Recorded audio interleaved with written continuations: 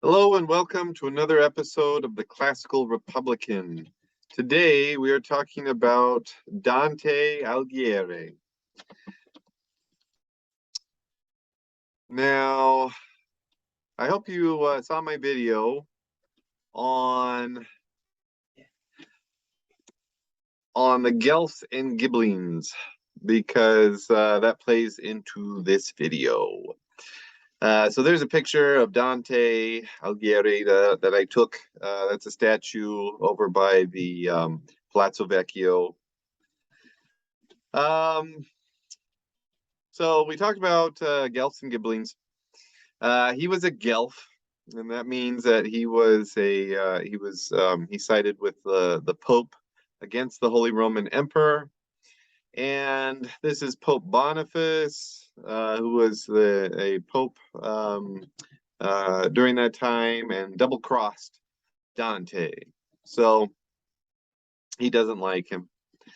The conflict between the Guelphs and Gibellines comes earlier, and at this bridge, and there is a conflict in Florence at the Ponto Vecchio. So this is a very lovely bridge where they sell jewelry nowadays, very famous for its jewelry.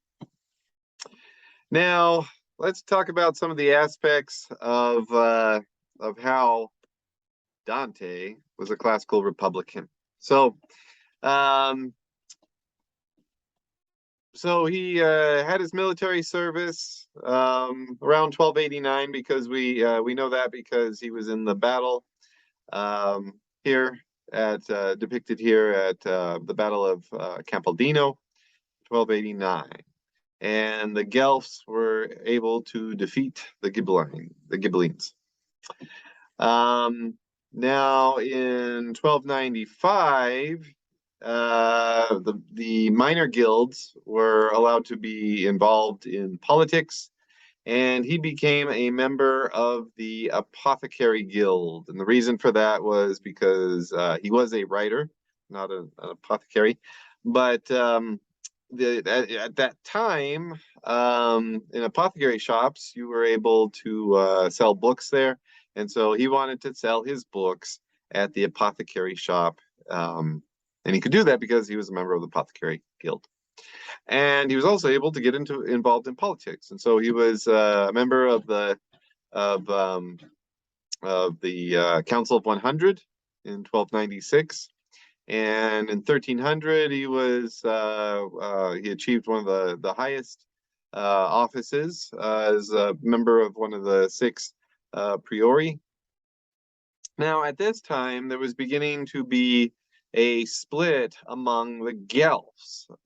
There was a one faction that really supported the Pope, really wanted to do the Pope's bidding in Florence, and then there was a Guelph faction that they just wanted, they supported the Pope, but they didn't really want the Pope interfering in their in Florentine business.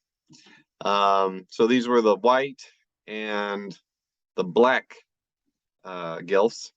The whites were they wanted less papal involvement in local politics, and the black Guelphs wanted more. And so, of course, the Pope supported the black Guelphs. So this is an old building in Florence. So before the Palazzo Vecchio was created in the late 1400s, this is where a lot of government business happened. Okay, so what happened with the conflict between the white and black Guelphs? Dante was sent to Rome as part of a delegation to represent Florence, and he was asked to stay behind as he sent away the rest of the the rest of the delegation. And because he wasn't there when he got back, he was accused of corruption in office and which given the death penalty. And so he never went back to Florence. And so that's a very sad thing, especially for someone who is a classical Republican, because involvement in politics is essential to citizen to being a good citizen. So he traveled all over, including other republics like Lucca and Venice. It's not entirely certain where he was when, but of course we do know that he died in Ravenna in 1321, and so yeah, it's not certain where he was when.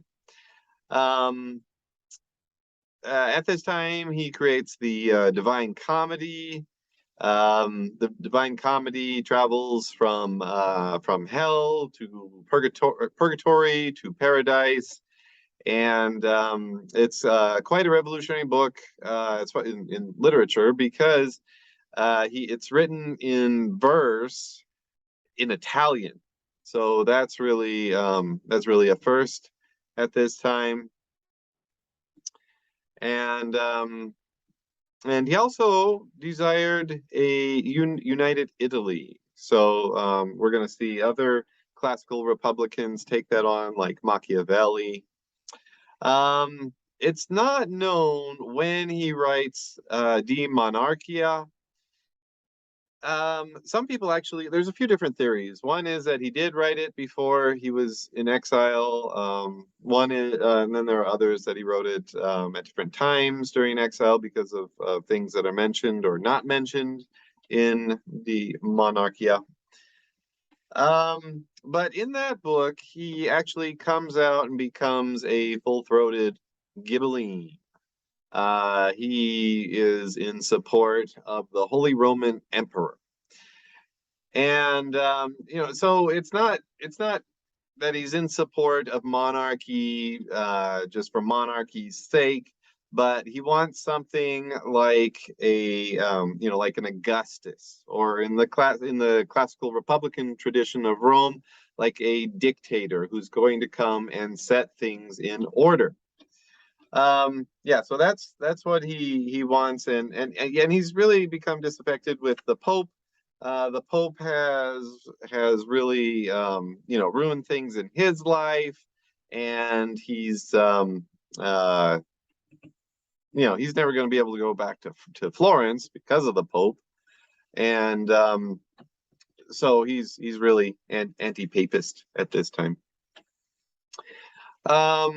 But yeah, I would argue that he has not left behind his classical republicanism, because he's looking for a power that would be able to help him and restore him to his beloved Florence.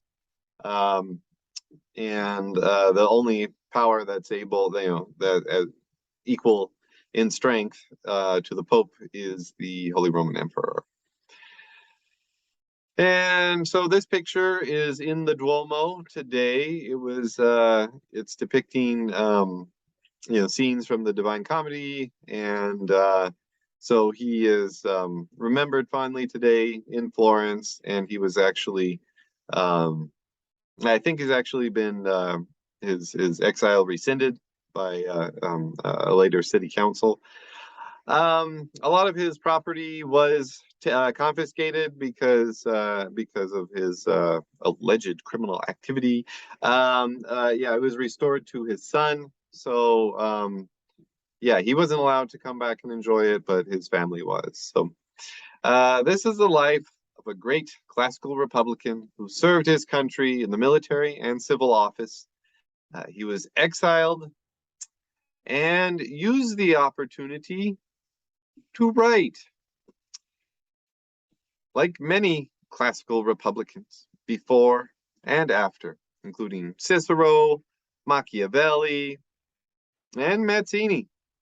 Until next time, long live the Republic.